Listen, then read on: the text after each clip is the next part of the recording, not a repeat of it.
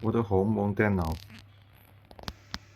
腦已經更新到6.0 Developer 開發者版 ，already upgraded to Harmony OS 6.0 Developer version.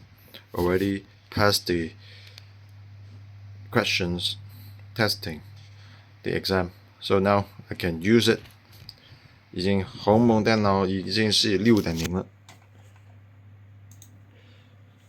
就是昨天大題通過之後，昨天上午大題的，昨天大概下午之後就晚上就已經有了，通過就立馬就可以更新，所以我的手機電腦現在已經6.0了，可以碰一碰就可以，很多功能也很齊全。